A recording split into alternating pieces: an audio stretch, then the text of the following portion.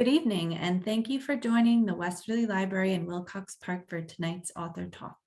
This program is being presented using the webinar version of Zoom, and attendees are joining in listening mode only.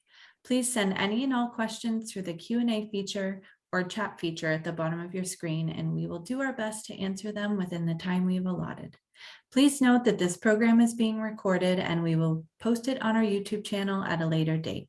Should you get disconnected, simply use the link that was emailed to you earlier to get back into the program. I will now turn it over to our moderator for tonight, a member of the board of the Friends of the Library, Mary Weiss. Thank you very much, Amanda. This is truly a special evening.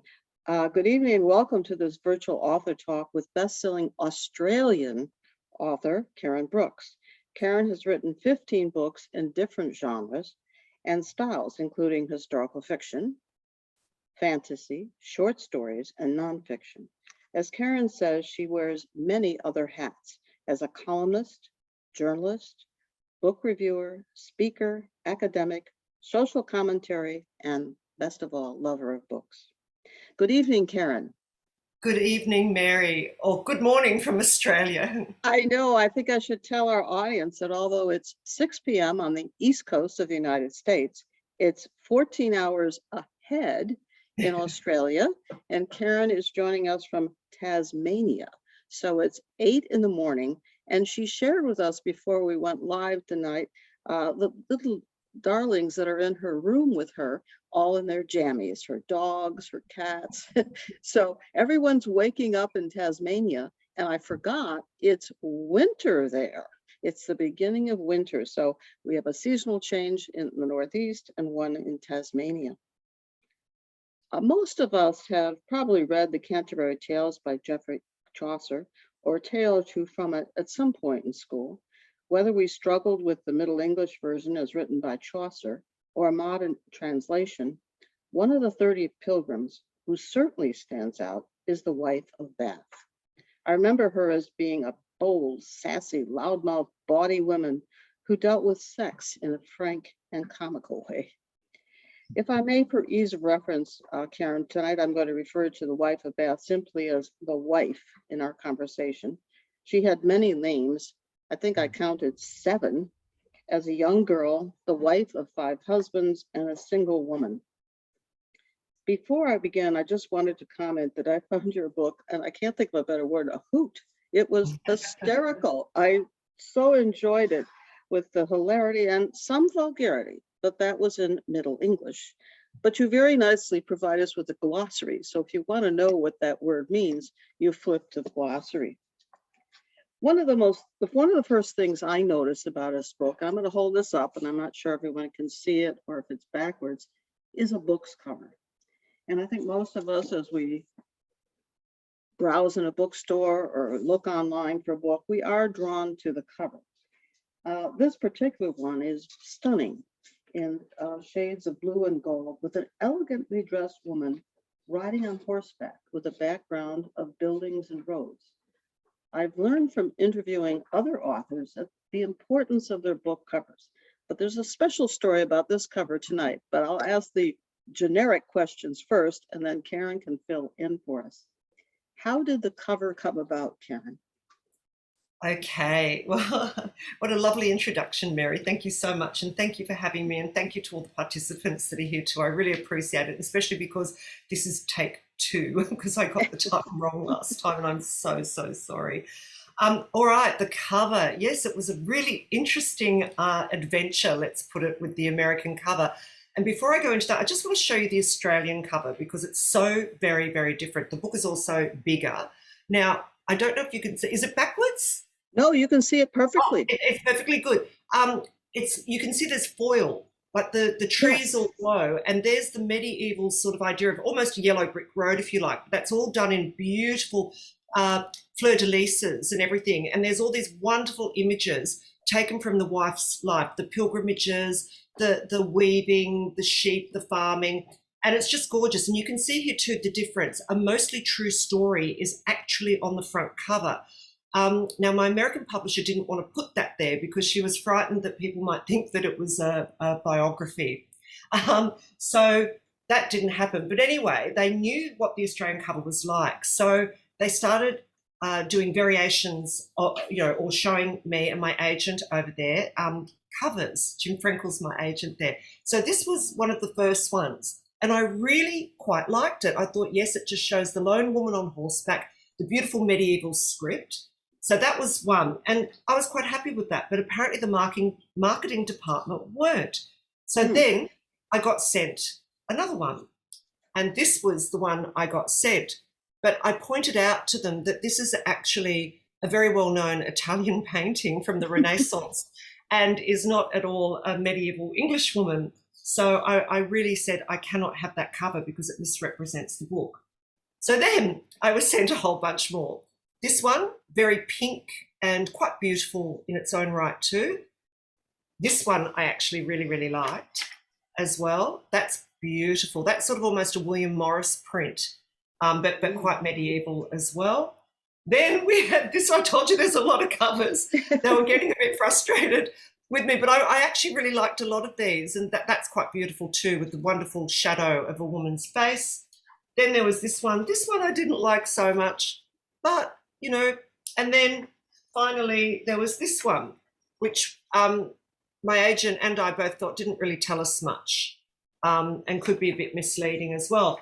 But then, of course, we settled on this one, which came in that batch as well. So finally, we had a cover that sort of represented, if you like, the story and a woman on a journey, which is, I guess, what the story fundamentally is about. I guess what is interesting to me, and I'd like to know if there's a reason for that, the Australian and the US cover are different in coloration, in maybe what's depicted. So what accounted for that difference? I honestly don't know, Mary. That's happened with all my books. There's not been one American cover or Australian cover that's then been replicated in America. In fact, I wish I should have pulled some books off my bookshelf. That's not there's some of my books. Hold on, I can do it really quickly. I'll give you a really quick example. Like the Brewer's Tale was published in America as, can you see that? Yes. The Lady Brewer of London. Completely different cover and completely different title. So, yes, I know. And it's fascinating for me as well because though I've been published in America for a few years now, of course, the first time it was a very new experience. And but I've really loved all the covers that America has done as much as my Australian covers. And also the American covers are published in the UK as well. So, yeah, so it goes over to the UK in the American version. Yeah. Well, it's interesting because your cover of the American version has sort of an elegantly dressed lady on a journey. And we know that Chaucer's Wife of Bath was not always elegant. So was that a choice to use her in her more elegant stage of life than in other stages? Yes, I think so. And I think that also because the costume, if you like, that she's wearing very much indicates it's a story set in medieval times. And, I think some of her peasant garb of her earlier years might not have been so indicative of the period. So yes. I think that was a deliberate choice. And I think it works, because by the time she sets off on her pilgrimages, because she goes on 5 pilgrimages, I think, or maybe a bit more throughout the course of the novel. Yeah, she's accrued a little bit of wealth. And I use that term very loosely, wealth in the medieval peasant sense. Yeah. Right. The next thing I noticed about the cover, which I noticed in everyone, is the title. And you have added good to describe the Wife of Bath, unlike Chaucer's title, which is the Wife of Bath's Tale. What was your purpose in adding the word good? Well, I didn't add the word good. Again, this is something that's negotiated and debated a great deal. And in fact, my original title, working title that I gave it was The Mostly True Story of the Wife of Bath. But the publisher here felt it was too long and the Americans publisher agreed.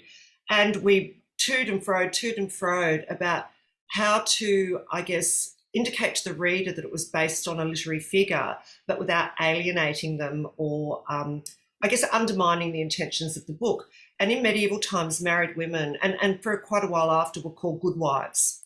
Or, you know, you might have been called, say, Goody Brooks or Goody Karen or Goody Mary, you know, and we just inserted good. But I guess good is such a laden word as well, and it has wonderful connotations of goodness and kindness. And I think that though she's raunchy and bawdy and all those things too, and sassy, she's also fundamentally good. So it indicates at one level her social position, because she's a wife many times over, a good wife. But is she a good wife in the sense of being good to her husbands? But she is a good person. So I think it's a word that has multiple connotations, and the reader will come to appreciate what those might be as they read. I hope I so. thought it sort of signaled to me that it was going to be a different portrayal of the wife of Bath than the one that Chaucer had done. Now, maybe I'm being unfair to Mr. Chaucer, but I didn't see a lot of goodness in her as portrayed by Chaucer. No, I love that you felt that way about it. See, this is the beauty of when you write a book and it goes out into the world. One of the great joys being a writer is how readers interpret the book and the characters and even the title. I love your interpretation, and I did set out to do something different to Chaucer while still totally respecting the source material, his poem. And yes, I wanted to show that, you know, the woman he portrays in, you know, both her prologue and indeed her story is a middle-aged woman that's already lived, you know, life, a full, rich life, and had 5 husbands. And when we meet her in the poem, in the Canterbury Tales, she's clearly on a search for her 6th husband. So despite her sort of suggesting that her final marriage was one of love, it was also one with a bit of violence in it too, domestic violence. And a bit of violence? Quite a bit. But she still loved him, and which sort of, you know, is interesting with all the debates and discussion we have around those kinds of relationships now, that, you know, it's complex and it's difficult, and it's hard for those in, I guess, not in relationships or in successful relationships to understand why people tolerate that kind of behaviour. And yet clearly she did back in medieval times as well. And yet she was a woman not afraid to get remarried, if you like. I mean, I know she was a widow many times over, but so I guess in the sense that I was exploring that as well, you know, that the kind of different types of relationships she had and how she survived or not those relationships. Well, she was a lady who learned some things from these marriages, but not everything maybe she could have. You alluded to the title in the Australian version, and that phrase, "a mostly true story," appears on the title page in the American version. And I wanted to just explore a little bit what a mostly true story is when you're dealing with a work of fiction. So are you comparing it to Chaucer, another fiction? Yes, fundamentally. And also because you know, for centuries now, we've taken as gospel, as read, what the way he described her and how she was portrayed. I wrote a first person narrative, so I gave her back her own voice, but she's an unreliable narrator, which she indicates in her prologue, where she sort of offers a couple of versions of herself and already says, I think she says in it something along the lines of, you know, the poet took my story and made me look a particular way, but some parts of it I quite like and may yet keep. So I think I wanted to sort of put in the reader's head that it's like reading someone's diary, or it's actually how we all represent ourselves in social media these days. We generally tend to curate the best version of ourselves, and we don't always put up the less pleasant aspects of our lives or characteristics. You know, we offer the most positive elements. Now, she doesn't do that. She's pretty warts and all, or is she? You know, what is she not telling us? So I guess I wanted to sort of instill in the reader a little element of doubt, but also indicate I am moving away from Chaucer's version to a degree. Well, I did note that there was quite a bit of history in your book, which was fascinating to read. And being a retired lawyer, I was interested in the legal rights, and I'll put that in quotation marks, that women in medieval times had. So I think you did a lot of facts that were accurate. I mean, the discussion of the wool industry and the weaving and the guilds that was all factual, was it not? Oh, absolutely. I mean, I was a professor at university for nearly 25 years. So I'm, what is it? You can take the girl out of the out of the academy, but you can't take the academy out of the girl. I love my research, and I do go down rabbit holes. The books you can see in the background are just some of the research books that I use. So and I never thought I'd say this. One of the most interesting books I read was on the medieval wool industry. Now, it's something I knew nothing about, and I just loved it. And this is the joy of writing historical fiction. And again, when we read the Canterbury Tales, there's no real historical context to her relationships, to her life, to how she sort of progressed up the social scale or didn't. What did she do? What did her husbands actually do? So that really interested me. And one of the things that made people successful in those days in England, when they weren't born, landowners or the gentry, was indeed the wool industry and weaving, because women, as you said, they had very limited rights and they had limited options for employment or earning a living. So I thought, well, she does talk about her weaving, that she was in the poem, that she was better than anyone from Europe, better than any of the weavers in Europe, and the Flemish and Ypres and all that sort of stuff. So again, I had that little nugget to work with. So I went with that. But yes, the book is very heavily researched, but I hope when people read it, the research is a light touch, because that's what you should do as a writer of historical fiction. You should set the context accurately, but make sure it's not didactic and it's light. So I thought the context was well done, and I thought it was necessary to understand how she was going to advance herself in life with a business, but Yes. yet the constraints upon her operating that business and what she had to do in order to, I won't give the spoilers away, I promise, but what she had to do in order to try to build her business. Of course, she had a couple of different businesses, but we'll talk about that perhaps a little bit later. There's also an interesting couple of epigraphs you have in the beginning of your book, and I always enjoy, why our authors chose those. If you could read them, if you have the book in front of you. Oh, sure. Oh, I'll put my glasses on. I will read them. Take one at a time, because I think they're both, once again, sure. Introducing the reader to your book and what they're going to learn. Okay, so you're talking about the quote from the Wife of Bath's Prologue, yes, and Ptolemy? Yes. Yep. Yes. Okay, so the first one is actually from the Wife of Bath's Prologue from the Canterbury Tales, and it's in translation, so I'm not going to read the Middle English, but it's, by God, if women had but written stories like those the clergy kept in oratories, more had been written of men's wickedness than all the sons of Adam could redress. So I just love that idea that that because men were the gatekeepers, if you like, of history, it's what I was talking about, curating the best version of themselves. They only talked, or what we have recorded is the best version of these men. But these men indeed were mostly kings and warriors and nobles, or the religious brethren. And so women were just excluded, and their role, their participation, their achievements are just, we have tabula rasas mostly, not so much now because we're going back and redressing that. So that fascinated me, and I love that the wife, it's such a feminist voice, isn't it, to say, hey guys, what about us? If women had written the stories, and we would sort of have a completely different version to yours. So yes, I think that introduces what I'm doing. Yes. Yeah. And then the other one was, I love this. The wisest man in the world is one who doesn't care who's in charge.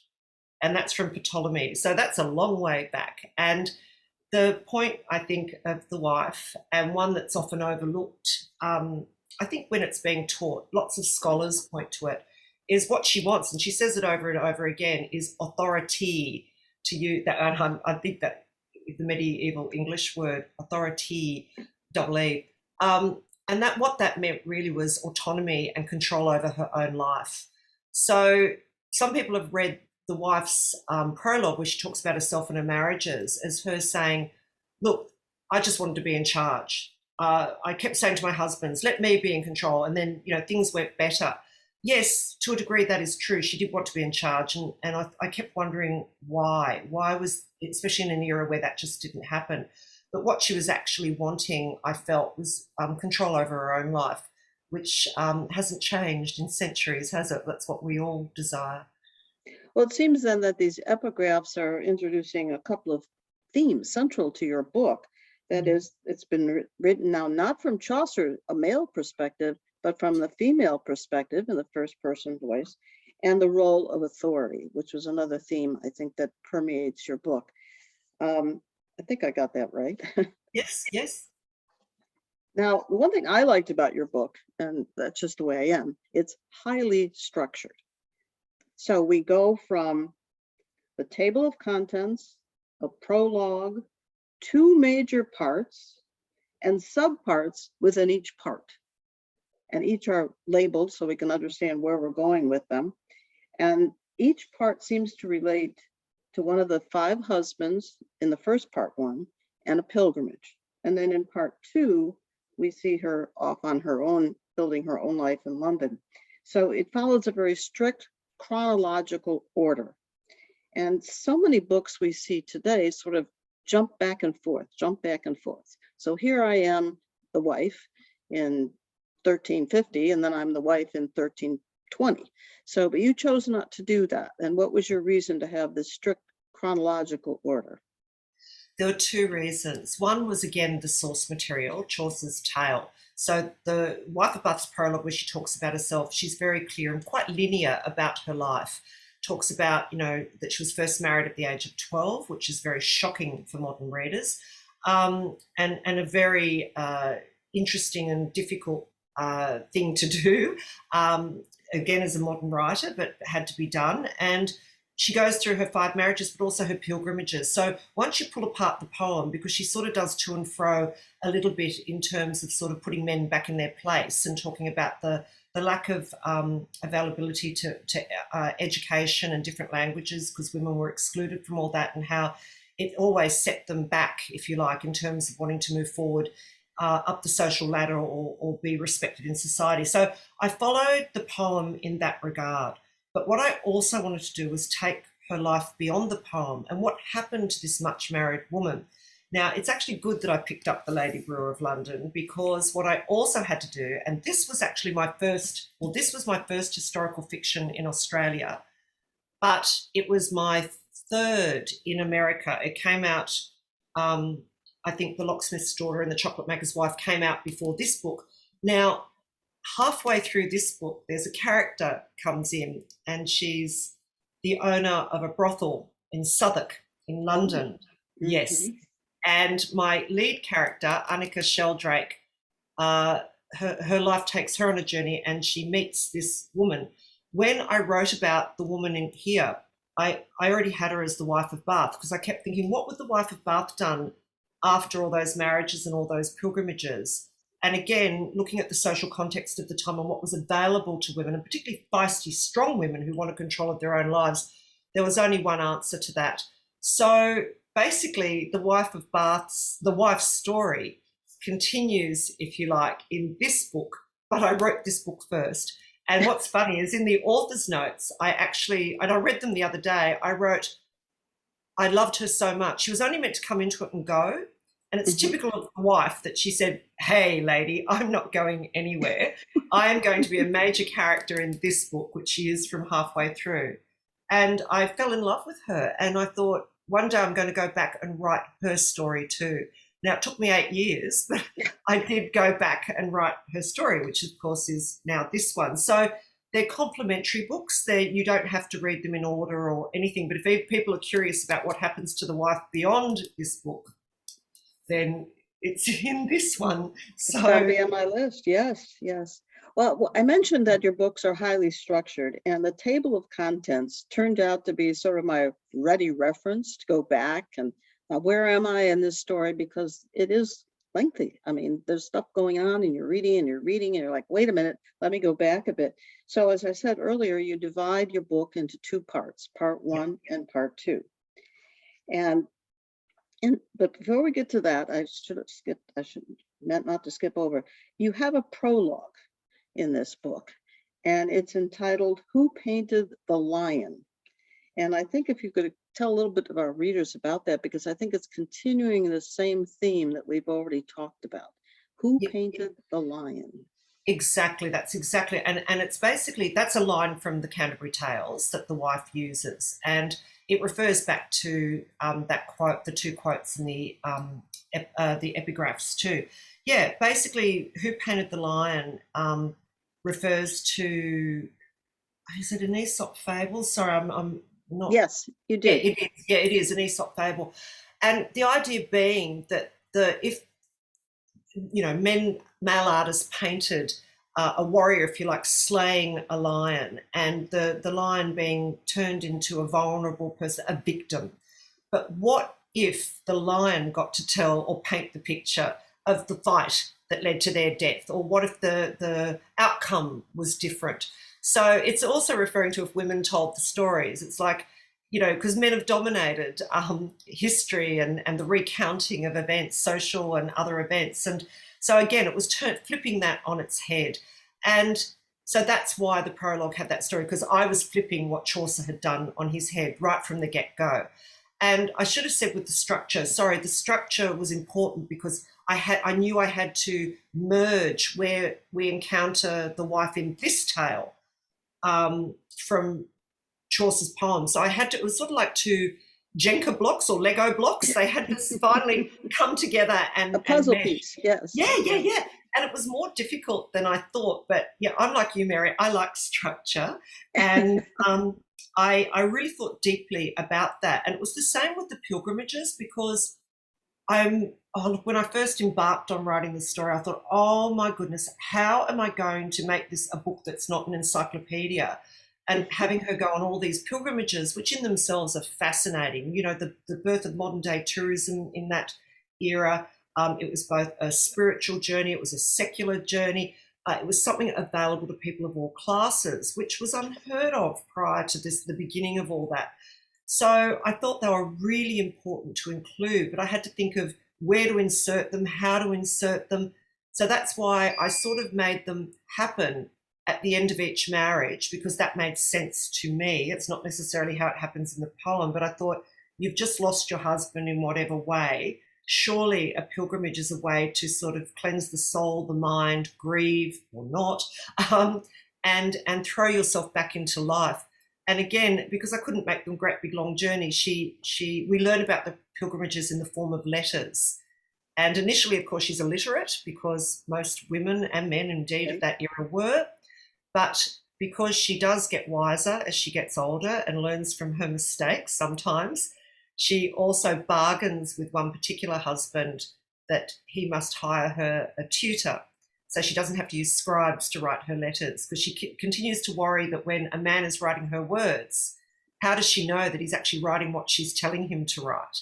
Good point. So she's quite pedantic about that, as you know from reading the book, until, of course, she can write her own letters and communicate herself. Well, that is interesting you mentioned these letters, because the book is written in the first person narrative. And I've talked to other authors, and, that gives them the opportunity to flesh out the character. But here you're writing about a fictional female character born 670 years ago in 1352, who was created by a medieval poet and you made her relevant, I think, for today. So how were you able to do that with this personage from the 13th century? I mean, this just seems almost impossible. 14th century. Yeah, it was difficult, but not as difficult as you think, because the more I read of history, and I'm a very a glutton for punishment. I keep changing eras with every book I write, and then have to immerse myself in a completely different time and place. But the lovely thing that I've learned is that I think there's a misconception that women haven't always fought in their own way within their own social and familial limitations for their rights and to be heard. And just because they're not always there in the history doesn't mean they didn't participate in it. So that's another thing that has become very apparent to me as I draw on wonderful historians that are reclaiming history, male and female, but particularly feminist history, that they're finding all this evidence of the way women did participate, and through diaries, letters, but also court records and all sorts of amazing things. So we do know that women were there, and so the modern voice is, well, it's not a modern voice, it's the modern desire to be recognised and to be heard is as old as time. And I think that that's where it wasn't difficult. What was difficult was to create the correct social context and environment and make it not as bleak as it sometimes was, and to make it entertaining. And I guess that's where, again, I owe a great debt of gratitude to Chaucer, because he, of course, was, I think, highly entertaining and bawdy and funny. But that's another point too. He did write about a woman who was sassy and loud and bold as brass and put the men back in their place, and was clearly very well read because she draws on all sorts of amazing sources. Now, people have tried to say that maybe she was based on a real person, and one of the women figures that some historians focused on was Alice Perez, who was a mistress of the King Edward of the time. And she's been so blackened by history and so made out to be this femme fatale and terrible, terrible woman. But I don't think that is the case at all, and nor do I think the wife was based on her. But the fact is, there must have been women around like that.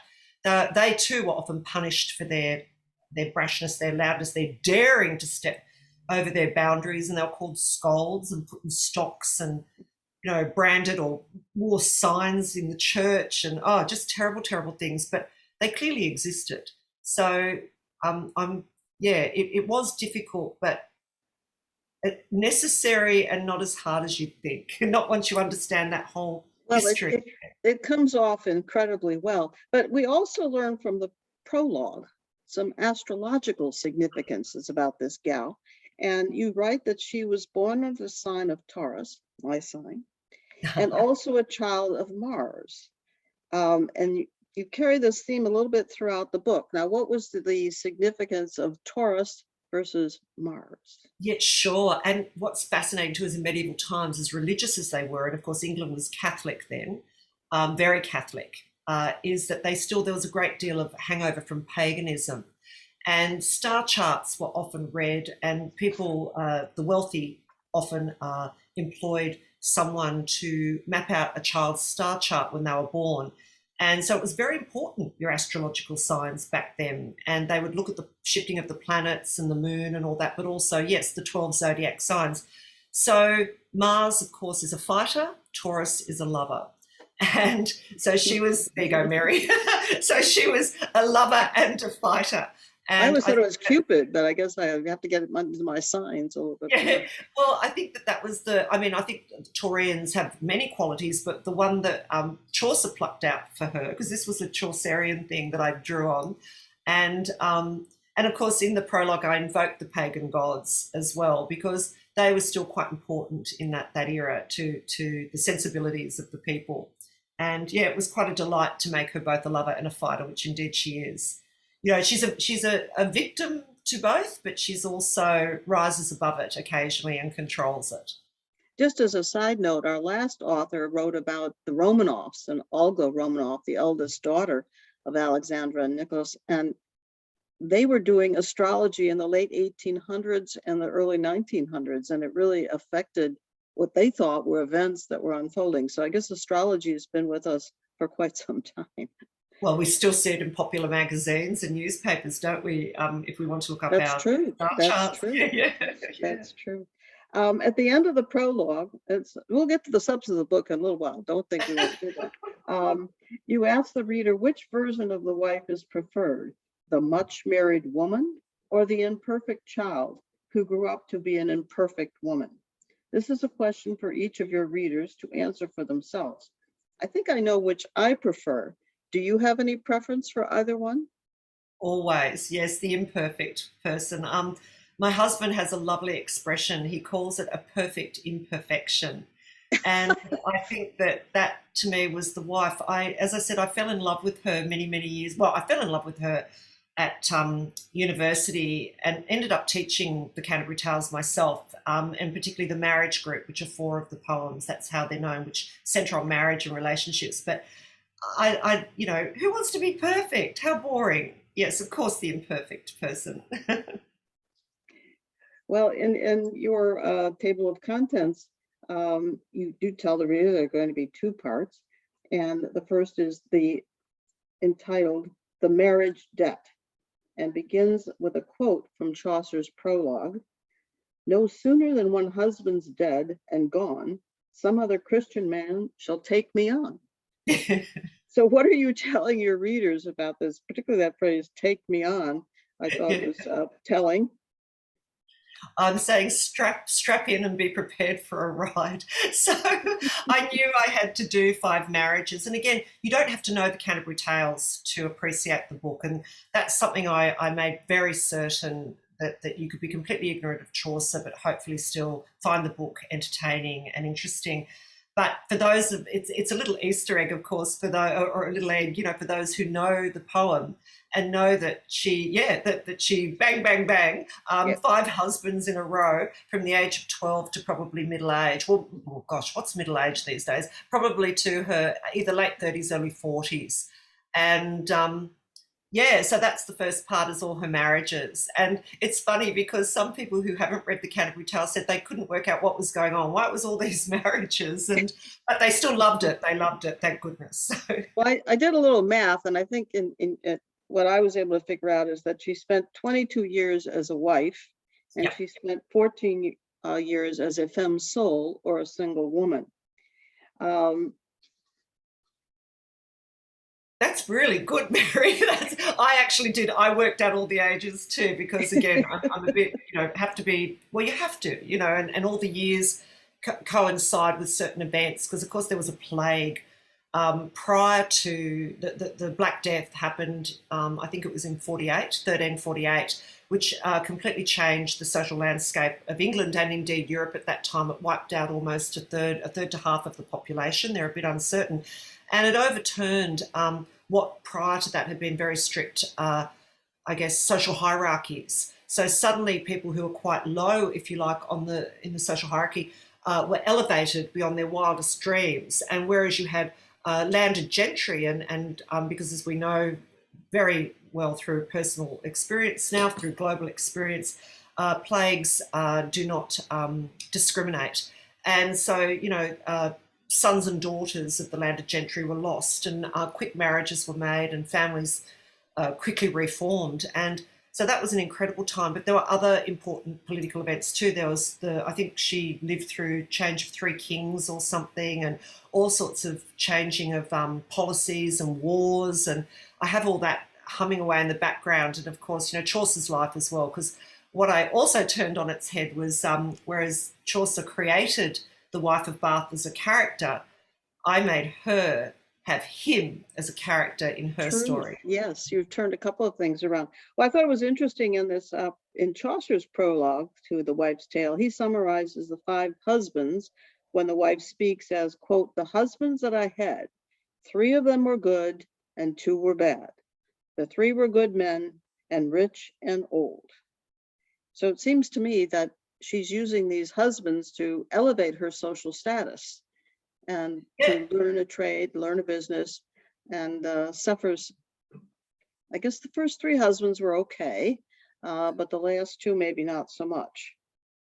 Yeah, that was again a little bit of structure that was given to me to play with, and I really thought deeply about what constitutes good and old in that era, and how would the relationships have progressed or not, and what was bad. And only one husband's named in the whole poem, and that's Janken, who's her final husband. And we know that he's 20 years younger than her, and that she met him at the funeral of her 4th husband, admired his legs, and then married him a month later. So a little bit else too. yeah, I think so. And so I play with all that as well. Well, and I'm not going to go in, excuse me, into these particular husbands and the relationships, because that's just too fun to read. I wouldn't want to spoil that for our readers. But is there a reference? I think you alluded to this, between the marriages and the pilgrimages. Because was she simply going on these pilgrimages, well, I'm going to take a trip, or was there a deeper meaning, a different striving that she was seeking, or not at all? I mean, I tried to align these pilgrimages with the marriages, and they keep getting longer and longer. End up going to Yeah. Rome at one point. Yeah, and she goes to Rome, Jerusalem, Cologne, Canterbury, and wants to go to Spain. But yeah, I think it was just that, again, clearing her head, but also, again, understanding the mindset of the medieval person, where faith and belief in God was very, very important. And as I said, they're all Catholics, but have that little bit of paganism. Now, she's a deeply spiritual woman, but I don't know that she's a woman of faith, if that makes sense. You know what I mean? Of course, she believes in God. That was just part of their worldview there, that, you know, God the creator and God punished or rewarded accordingly. But she sees it as a bit of freedom after the restraints of marriage too. And I think what happens is, because she's really worldly when we meet her in the poem and can draw on all these experiences. So I thought she would garner a lot of them from going to other countries and interacting with people from different cultures. So that's what I hope to give her. But in many ways, she's also one of those tourists that goes to another country and does nothing but compare and despair, you know, where they just harken back to their own place and everything's worse in this new country rather than appreciating difference. So she's a little bit of a whining tourist as well, which I had great fun with too. Well, she's provincial, you know. Yes, but, yes, beautifully said, yeah. Some would say that the wife has learned nothing or very little from her marriages to these 5 homes. In fact, after her 3rd marriage, she forswears marriage and declares that she wants to be known as the widow of Bath. Yet she marries twice more. Is this some sort of compulsion she has, or does she have some strategic purpose in marrying so many times? I think it speaks to women's limitations in the era, that they, unless they had a man and a man's name to give them authority in social circles and I guess be taken seriously, they needed to be married. It certainly did elevate them socially, and but having been a widow, she has a bit more freedom to choose a husband. But let's not forget, yes, she was a fighter, but she was also a lover. Yes. And she got into trouble, let's say, stepping beyond the bounds of her vows with one husband or a couple of husbands. And so she realizes it's much safer to enjoy conjugal relations, shall we say, within the bounds of marriage. She makes a big, big mistake. Yeah. Well, now we have in part 2, we've sort of, part 1 is the marriage death. Part 2 now, she's a femme soul. She's a single lady. She's trying to make her way in London, but that's a whole nother transition she's going through. But she's taken on a new name. Now her name is Alison Bookbinder. And in your book, you tell us why she's taken on that new name. But just changing her name and changing her locale, did that really change her circumstances that much?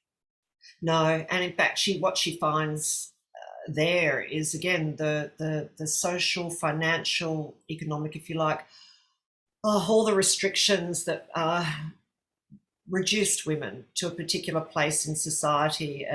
And, you know, they were put in place by men in power, and, you know, she's overstepped her boundaries at her own peril and sadly endangered others in the process. But she was determined, because she was a fabulous businesswoman and had a great mind for how to sort of, I guess, earn a living and earn a living wage for those she cared about. And what she does learn, I think, is how resilient she is, how strong she is, but also how her strength and her resilience and faith in herself can also extend to others. So she creates an amazing pseudo family around her, and her strength is then enjoyed by others, and she elevates others through her own tenacity and cleverness and boldness. But she's also punished for it too. Well, there is one character that sort of is more dominant in the part 1 and doesn't really end up, I think she doesn't end up in part 2, Alison. And then there's another woman in part 2, is it Maldi or something like that? And these women seem to me to be her conscience. They're telling Ah, her things. Would that be an accurate understanding of these women? that's beautiful, Mary. Yes. And I think what I was trying to do there was show how wonderful and deep and lasting female friendship can be. If there's a love story in this book, it's the love that is shared between the women. And yes, Alison plays a really, really integral role, and she is her conscience. And as you know, I mean, they don't start off so well when they first meet, but No. and again, that was drawn from Chaucer's poem because he talks about Alison in the book and that she's a god's sibling, which is actually not a blood relation, but someone who's brought in like a godchild or something like that. But I think she's also referred to as a cousin. There's a really interesting thing there in Chaucer's poem. So I played a bit with that. But yes, that's integral to who she is. And Alison constantly pulls our wife up and, you know, sort of reminds her of her morality and ethics too.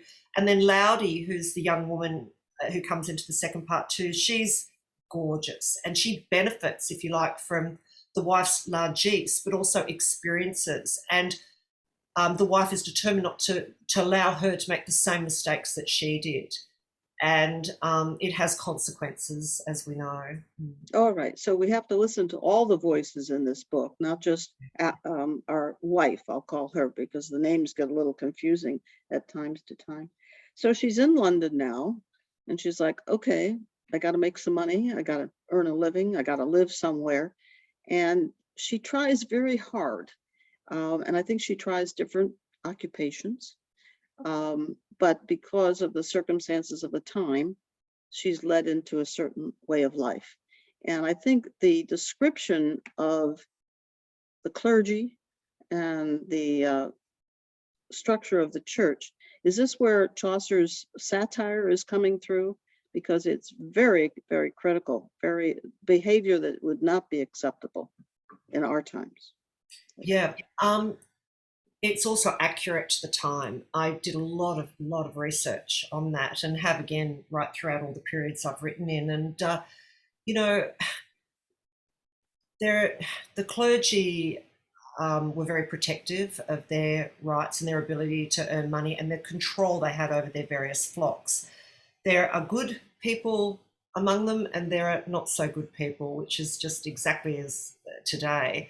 And some people who, I guess, hide behind God and the authority that God has over you know, the people there and abuses it for their own ends. So there's that. But then you also have that lovely moment where she goes on a pilgrimage to an area within London that is run by the clergy that protects those that are marginalised or outsiders in society that may have committed crime or may have fallen short of the law in other regards. And they're protected and really looked after. So it's sort of ironic that after what's happened to her in other moments in her life, particularly very early on, that the clergy finally give her this marvellous protection and she entrusts them with the people she loves most.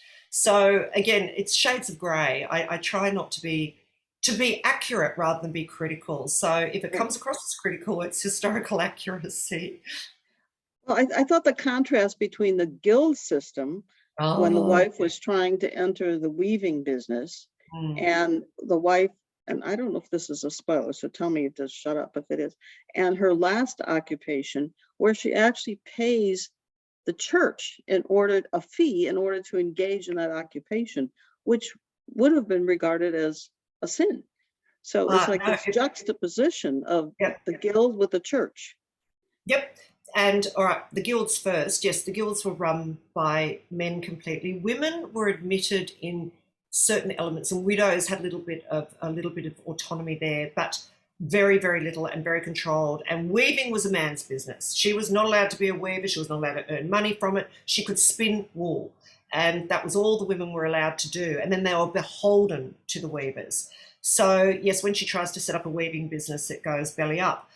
In terms of the other business she enters into, very interestingly, one of the biggest areas of London, which was, well, it was outside London, it wasn't considered part of London, it actually had different laws and rules, was Southwark. Southwark, it's spelt, but Southwark is the way it's pronounced. And there, the Bishop of Winchester actually owned land upon which he allowed brothels to be built, and they were known as the stews. And he took lease money and a proportion of everything they earned. And that is actually historically accurate, and that went on for a long, long time, centuries, that the bishop had the rights to, yes, to what was considered a sin, but hey, I'm earning money from it, so I might turn a blind eye. So that's actually all true. That was a fascinating aspect to the history of this book that came out. There was one, I think, true love in her life. And it was amazing to me that this was Chaucer, someone that she had a very up and down relationship with. But towards the end of the book, she begins to realize that relationship is important to her. And did she think that she could not have that type of relationship with any other man? So she's just sort of, I don't know if she'd marry again, but was that sort of a pure relationship at the end? Not when they were, getting along in the book, but that sincerity and that feeling that she had. Of course, he had died at that point, but Yes. Was that accurate? Is that showing real maturity on her part? Yeah, I think it like, for me, as I said, the love story is between her and Alison, probably. That's the great love story. But you're right, Chaucer and her had this deep, incredible bond that she didn't really recognise until after he died. And I think it was because there was no sex. I think she realised, as you said, the purity of that relationship and how she could trust him and rely on him mostly. And she turned to him time and time again. And I think the more I thought about Chaucer writing the wife, because again, academics are really interesting. They say, did he write the wife to criticise women and sort of point out the worst traits of womanhood that were really despised and disliked in that era? The loudmouth, the woman who didn't know her place, the woman who wanted authority, who defied men, that, and so he painted this awful picture of the wife of Bath. Or was he being respectful and actually saying in a humorous, sporty way, there are women out there like this, and they give you a run for your money, guys, watch out. So I guess I sort of felt I erred on that side more and wanted to show, I guess, his appreciation for the kind of woman she grew to be towards the end. And then it's often only after we lose something that we really understand its value. And I think that was evident with her and Chaucer. I think it may be a good point, Karen, to stop now, a good stopping point to see if our audience has any questions. Amanda, do we have any in the chat room yet? I'm not seeing any questions at the moment. Certainly, we always encourage everyone attending to throw any questions down in the Q&A or the chat feature at the bottom. And can I just add, it doesn't have to be about the book. It can be about, I don't know, Australia, my writing life, anything. I don't mind. I don't mind at all. It's so lovely to, talk across the globe. It's amazing. Yeah. What's amazing is that there's no lag between your speaking and me. I mean, it's like we're on a person-to-person conversation with no interruptions at all. It's phenomenal. I know, it's amazing, because on television that doesn't happen. You know how often when they cross, there's the lag, but here it's great. Yeah. Well, I do have a few more questions, and maybe this will elicit some more as the audience has time to think a little bit about this.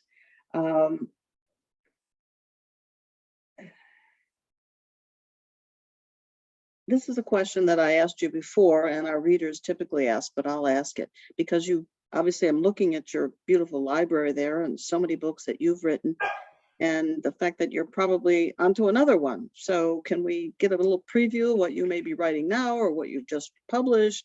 Because The Wife of Bath is a recent book, but it's not yesterday's book. No, and it's sort of really hard to go back to it because I'm 2 books on, if that makes sense. So the book that's currently sitting with my American agent and my Australian publisher, and hopefully comes out next year, is called The Escapades of Tribulation Johnson. And that's the working title. Yeah, and it's set in Restoration Theatre. Back in 1660, when Charles II was restored to the throne, women were allowed on stage because he returned from a long exile with very European sensibilities. And whereas women had never been allowed to perform on stage in England, they finally were. So the book is set in, I think it starts in 1679. So they've been on stage for a while. And it also features one of the first English female playwright and indeed novelist, Aphra Behn, who's been so maligned and forgotten by history. She's a real figure.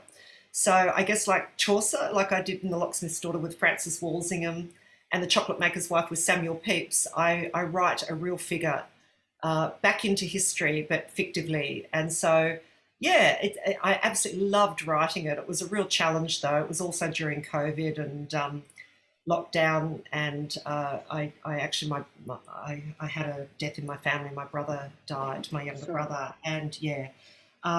So that was a very difficult book to write, but it's done, and I've currently started another one, and the working title for that is Kindred Spirits, and it's set in the Scottish Highlands in the late 1700s, and it's about women and whiskey smuggling. Oh, I like that. The making of illicit whiskey and smuggling, and how it was used to prop up an economy that basically was just most people lived in dreadful, dire poverty, but also to, I don't know if you use this expression, stick a finger up to the English and their rule at the time. So I think we know what that means. Okay, good. I'm really enjoying that. Unfortunately, I'm having one too many drams at night and calling it research. So. Do we have a question there, Amanda? Peg just wanted to comment, actually, Karen, on how fascinating your writing style is and how you draw your audience back to a time when we were made to read Chaucer and how we are now enjoying the reimagining of a strong woman. Oh, thank you very, very much. That's a lovely thing to say. I think there's nothing more humbling and lovely for a writer than to find out someone's really enjoyed their book. And thank you, because we never write to displease people. No writer writes to displease people. God, it's like an arrow to the heart when you get a bad review, or you know, or a reader is not happy. So thank you very, very much. You've made my day, which is just beginning. That's right, and we're on the other side of it. I know. Yeah. You're a day ahead of us. There was a phrase in your book that kind of stuck with me. You talked about pilgrimages and spiritual rejuvenation, and this one was, and I think, well, you could tell us, is it from the time? Go on a pilgrimage, return a whore. And I was like, wait a minute, what's this all about? Did women travel, and did this really happen, or is this a saying you made up, or where's this from? No, it was a saying from the period, and it was again to deter husbands or fathers from allowing their women to go off on pilgrimages, because of course they didn't have the usual supervision and the eyes on their behaviour. So it was known at the time that women could let their hair down, so to speak, and enjoy the benefits of being a femme sole, a single woman in a different country, and the attentions of men that they might not otherwise receive. So even if they were completely pure on their journey, they were still regarded with a little bit of suspicion if they didn't have proper male chaperonage while they went on their pilgrimage. So no, it's not my expression. It was actually one from the era. Yeah. Okay. Isn't that incredible?